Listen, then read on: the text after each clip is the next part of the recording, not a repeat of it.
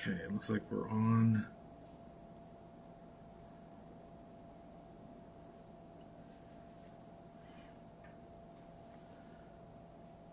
Test, test.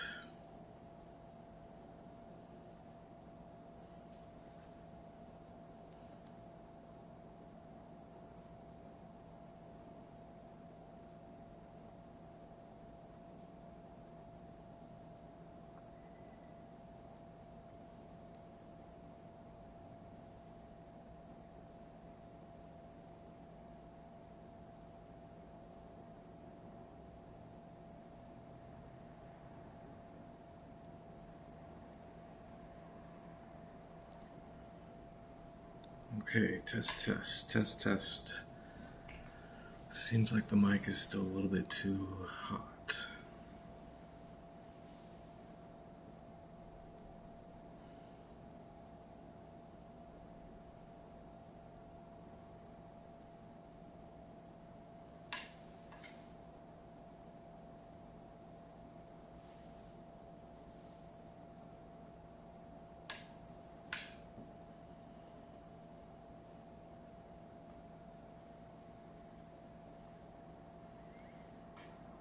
Okay, that seems okay. I listened for a second there to my own live stream with my earbuds, and volume level seems okay, so I'm just going to try this out. Market is going to open in about 10 minutes.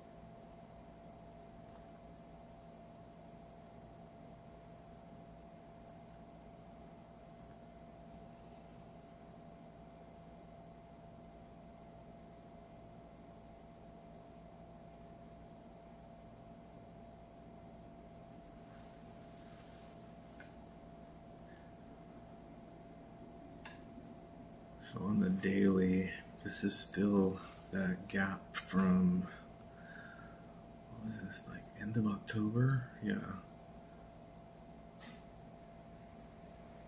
Right. On the 24th, we have this gap here on the daily, gapped up. I can't remember if that was the FOMC or the CPI. I can't remember what did that. There was something, earnings, or there's some kind of announcement, or FOMC or something. This gap back here, and then we kind of resisted off of it here. It looked like it was going down. It came back up. It still resisted again, kind of off of this gap here. These lows, when it pulled back, this same area just rejected resistance. Same area right by this gap, right by this low here. They rejected all the way back down again to this, has become the point of control over this whole long span. What does this go back to here? March. This is all the way almost back to the beginning of the year. We got the point of control for that whole time. We got the point of control way up here. It did a lot of volume up in here. So with this low volume down here, we got the low volume node down here, and this isn't really a gap, but we had this support in here. It supported off of this a bunch of times, and we had this support up here by this point of control. So is this stuff gonna hold again from this 500, 24,500 to 25,000? Is this stuff gonna hold again if we come back down here, or are the bulls gonna continue pushing?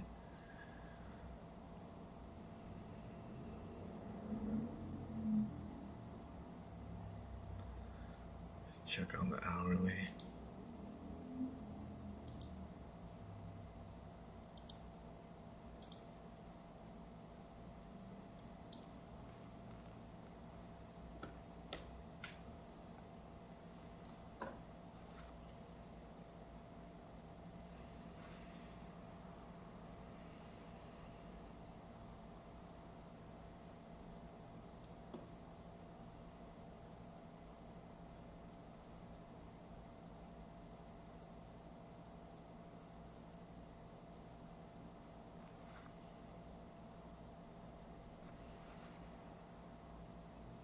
So we got this support here at this 600, basically 600 to 620. We had the gap up right in here. We had this close, market reopen, gap up, and then it held it.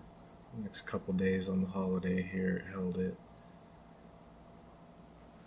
So are we going to come back down and close this gap from the beginning of the holiday there, the holiday week?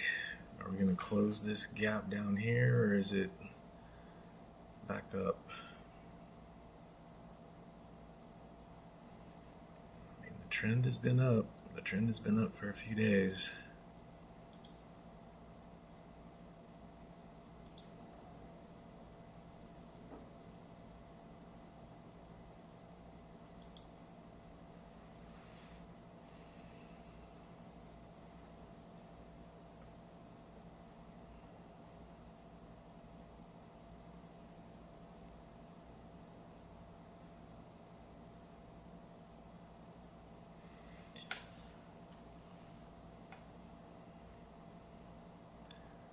We'll see how it goes at the open here, but I'm suspecting gap down.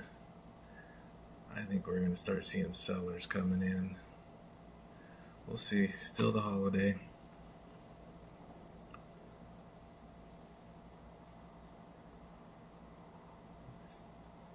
Really low volume yesterday. That was really low. Monday and Tuesday actually weren't that bad. Monday and Tuesday weren't really low volume. It was actually halfway decent volume. So, never know with these holidays. This looks pretty oversold condition again. We're getting into, or overbought condition again on the hourly. I don't know. It's sitting right on that trend line. Closed up at the highs though. I mean, it looks bullish. Trend is bullish. We'll see how they open it up here.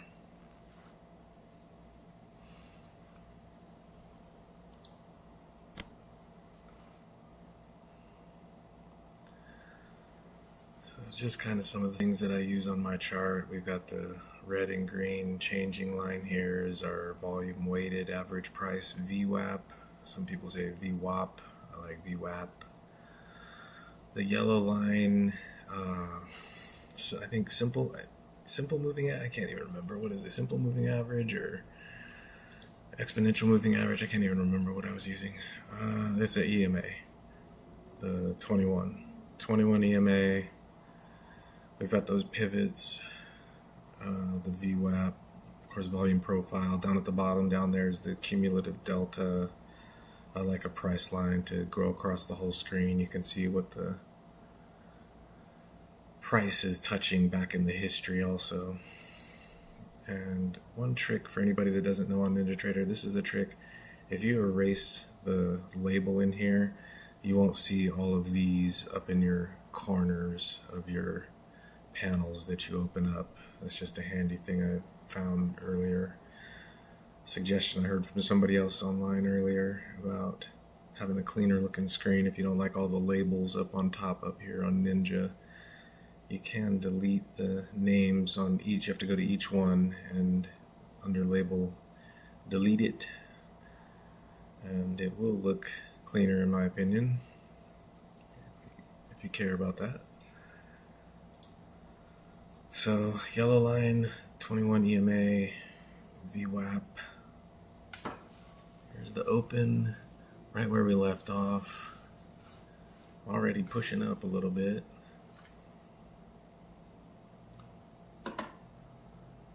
Pretty good ticks on the tick strike. You guys can't see the tick strike, but it's over on my laptop screen. I have a tick strike and a book map showing me kind of the orders on book map, and tick strike kind of shows you the shall we say intensity of the buying and selling pressure. I think book map has an indicator that's similar now. I forget what they call it, pulse, market pulse or something like that, but you just see these flashing red and green squares. That the bigger the red square, the bigger the green square, the more intense the move is supposed to be. But it's a reactionary thing, it is not a predictive thing, so it's not like it's predicting there's going to be strong movement just because, like right now it says NQ tick is plus 14 on tick strike. That does not mean that it's going to all of a sudden blast off just because it put up a 14 tick. That is strong. 14 is a strong tick on the tick strike, but it doesn't mean it's going to blast off. You can see a 14 tick on the tick strike, and then it just turns right around, slams down, and gives you a negative 13 on the tick strike. So, especially during volatile times. Holiday times can be slow, but they can also be volatile.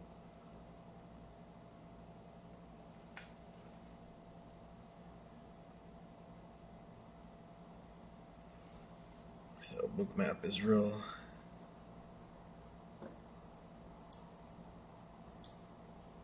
spread out right now. There's not a lot of orders, obvious orders anywhere. We've got some orders above it on the ES. We've got some orders above it, 69.90 and 7,000. So it may be headed to the upside.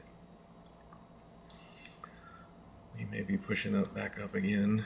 Let's see what NQ orders look like though. Yeah, NQ orders, there's not much really. We've got couple of 50 orders on the upside. On the NQ, there's a couple of orders for 50 orders above. One's at 887, and then there's another one up there around the 920s, 25, 920.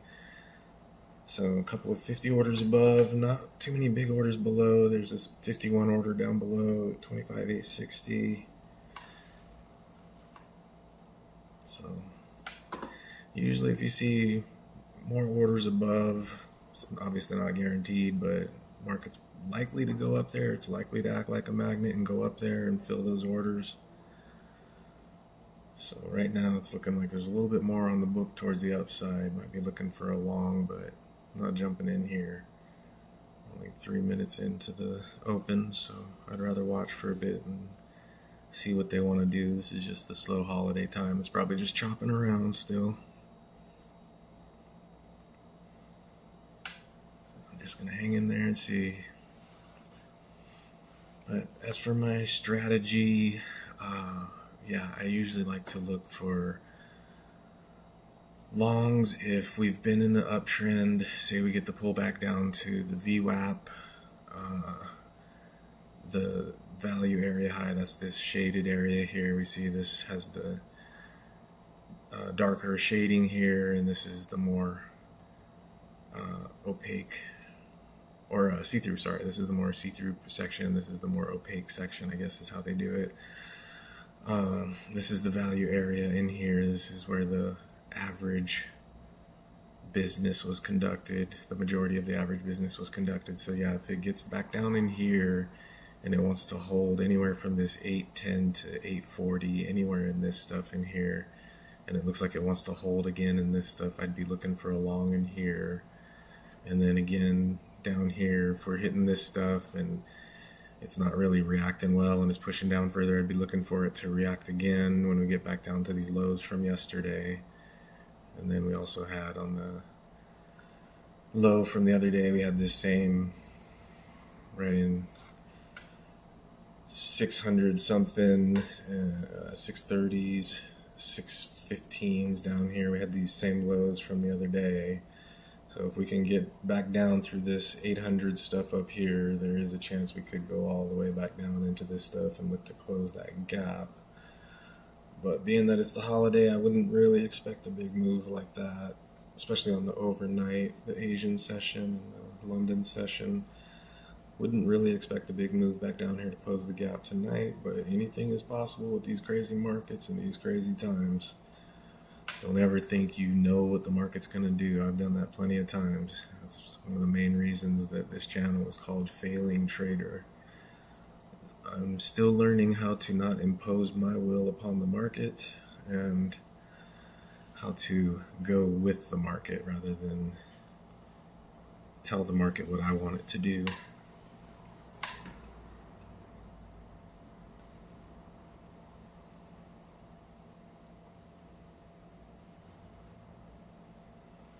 So yeah, it looks like it's going to be real slow, but maybe in the Asian session, maybe it'll kick in a bit. But yeah, as we saw in the hourly, the trend is up. I don't want to get short anywhere really. I know some folks might be looking to take a short up here because we've been at these highs before, and maybe it's going to reverse, but I want to go with the trend for sure. This has been trending for days, upward direction for days. So I want to go with the trend for sure. I have more faith in longs right now than I do in shorts. But we may be running out of gas here. It's been going up for days, and sometimes they get tired, buyers get tired, and this thing runs out of gas. And as they say, sometimes it's elevator down, stairs up, and we definitely have been doing stairs up for the past few days, so we may be due for some elevator down.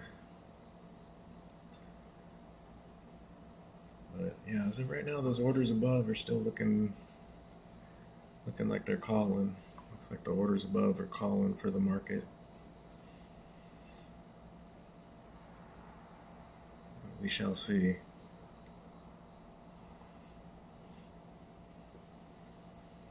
So yeah, I don't really plan on sitting here live streaming. I'm not trying to be a YouTuber. These streams, if anybody watches, please understand, this is not financial advice. I'm not here to tell anybody how to trade. I'm not here to teach anybody how to trade. I'm simply explaining what I do and how I do it because Apex asked me to do so, and this is one of the easiest ways that I know to do it. I really don't want to be uploading massive videos to Apex directly, trying to show my trading. That just does not sound like fun. It's a lot easier to just live stream rather than spend hours uploading. So once I've got some good videos showing my track record, and I can show that I can follow the rules, hopefully I can send the YouTube link to Apex, and hopefully they will approve my payout, which is still a long ways away. I'm still a long ways from a $20,000 account to start taking payouts. So as we can see, we have a brand new PA. I just got that one the other day. A couple others I passed, I think one earlier this week, one last week. I think this one was a couple weeks ago. This one was a couple weeks ago. In the past month, I've passed like 5 of them, I think. And then the rest of them are a little bit older. The biggest one here. The biggest one goes back, I think, over a year.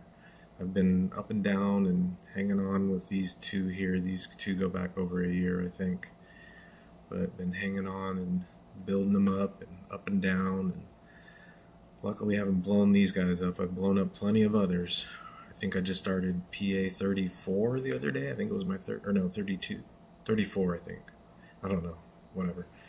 34, I think, PAs that I've done so far, and only have 10 left. So, not good. Not good track record on blowing my PAs. My wife has done much better on that. My wife has only blown, I think, 2 or 3 PAs out of the like 12 or 13 that she's had. But unfortunately, she's really struggling right now with her trading and has not passed a single eval for quite a while. So, hoping to kind of get her going again, get her building those PAs again.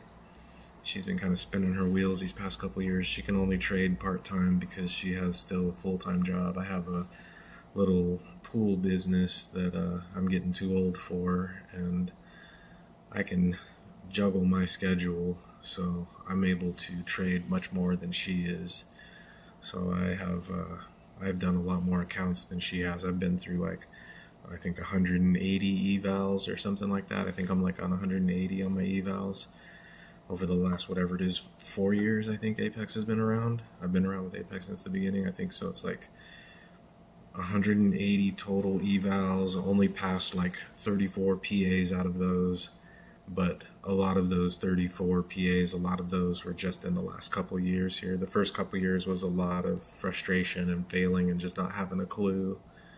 And then these last couple years, I started to get a clue a little bit more. And especially this year, I've been feeling a lot more confident, but I still have the tendency to blow up. I get mad. I definitely get mad. I've been working on it, but I get mad when I'm having losses. And I start revenge trading. That's my big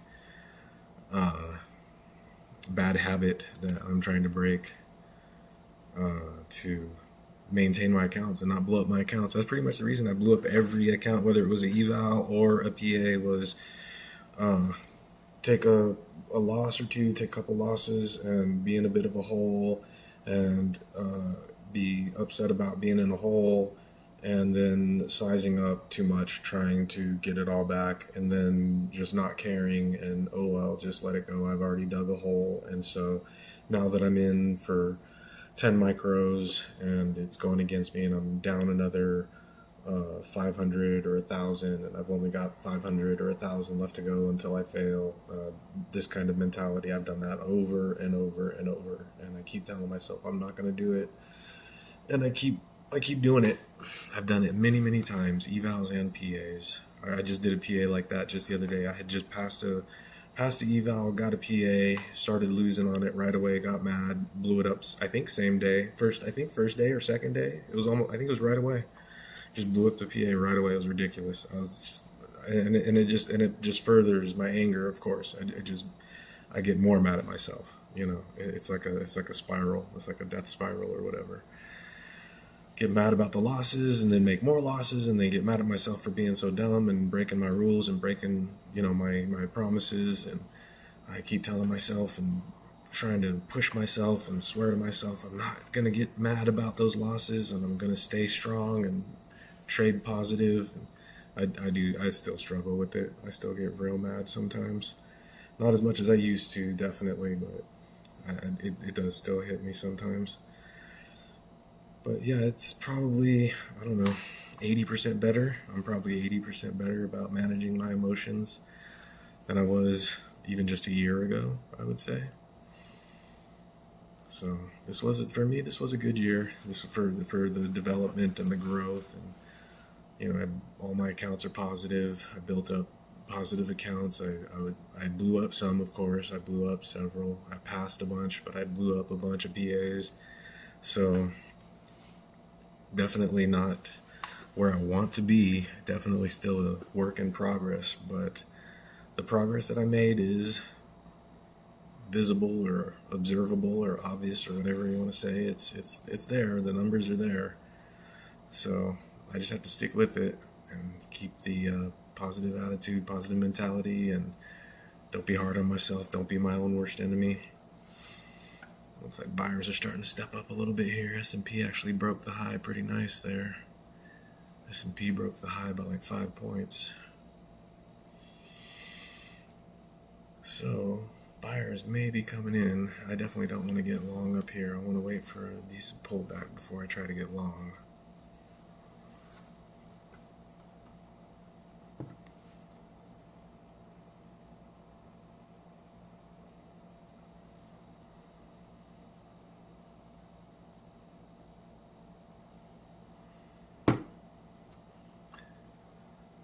So yeah, let's hope it pulls back. Let's hope it's not another grind up like we did yesterday with this nonsense in here that I got stopped out and would have had a very nice trade. I didn't want to re-enter. I'd gotten stopped out in this 820s, 830s in here, and I did not want to re-enter even though it bounced perfectly off of VWAP exactly like I predicted it would. I called it after it stopped me out. I called the bounce down here. I watched it all happen, but because it was the holiday, I was just like, no, I'm good. I'd made like $100 on my new PA. I was this one here, this 106 that I got here. And I said, no, I'm good. I don't care what it does today. And then I look at the end of the day and I'm like, oh man, oh, that was a nice trade that I had there. If I hadn't taken the stop up there, I had moved up my stop to lock in the profit because I don't trust the holidays. I'm not trying to be greedy and look for huge moves on holidays and slow days and stuff. I'm just trying to get some money and get out. But yeah, this was disappointing because after I got stopped out, I totally predicted the bounce off the VWAP, and it just bounced perfectly. It bounced absolutely perfect off of VWAP. And I saw it happen. I was still watching. I saw it happen. And I wanted to take a long. I really wanted to take that long down there, and I really regretted it later in the day when I saw that, yep, I had an easy 50-point play. That was all I was going to look for. I was going to take this and look for 50. Because I knew if it held the 800s, if it held this VWAP, I had a feeling it would get to this 860 up here. They put this low volume here. They blasted right through this area. I knew this was going to be an area. It was an area from the other day, that's why. So I knew this was a good long. This 810, you had all the support here before. They had bounced off the open in the morning. Bulls kept stepping up. Sellers couldn't really get it down, and I just knew on that one. I saw it. I called it. I'd called it before it even went down there. As soon as this big candle started and I got stopped out in here, I said this thing's going to VWAP. I'm gonna bounce. And that's exactly the trade that's exactly the trade that I look for a lot of times, especially it had just broke value high. It had rejected like instantly, and they love to do these kind of fake outs. They fake you out and they think, oh, this is the rejection to go down. And we got this big strong move down, and everybody's jumping in, shorting, and oh, the move is going to be down. We were pushing lower here, but this set up the higher high, and the ES also was bullish over here in the morning. So this set up the higher high, and I was still bullish, even though this was a strong down candle, and it even had a bit of delta, the cumulative delta there. There was sellers. There's definitely sellers coming in on the delta there. There were sellers coming in. It looked like, oh man, maybe this is going to rip down, take the lows. Maybe it's a choppy holiday. But I just had that feeling. Sometimes you can just tell when sellers just can't do it and buyers just keep stepping up. And I called it. Buyers are going to step up here. Buyers are going to step up on VWAP. And that's exactly, boom. I mean, you only had to wait till, about 9? Yeah, about 9 in the morning. If you got this 7:30 VWAP bounce, wait until about 9 a.m. You had your easy 50 points in there. If you wanted the 50 points, you could have waited for the chop in here and, trailed your stop up into this kind of stuff up in here, whatever. It was a solid trade. It was a very solid trade if you taken that right there. So I see those in hindsight sometimes, and I'm kicking myself because I call it a lot of times. I call it and I don't take it. I actually do it fairly regular. I'm trying to be more patient about my setups. I'm trying to be more selective about my trades and not take too many trades and stuff like that. But I really do pass up on a lot of perfect setups that I'm just like, no, that's exactly what I was looking for. I should have just took it. So I'm having to kind of learn to trust myself a little bit more and not be so set on a fixed idea about how many trades or over trading on that concept. It's like, hey, if you see that perfect setup, don't worry about it. If you have already taken like 2 trades on the day or 3 trades on the day and you feel like you're done for the day, don't worry about that. If you see the perfect setup, you got to take it. I think that's something that's really been sinking in for this whole past year. I've been definitely calling a lot of right trades and not taking them and just going, maybe I'm being a little bit too passive here. I might be being a little too passive on my trading. So, still much to learn.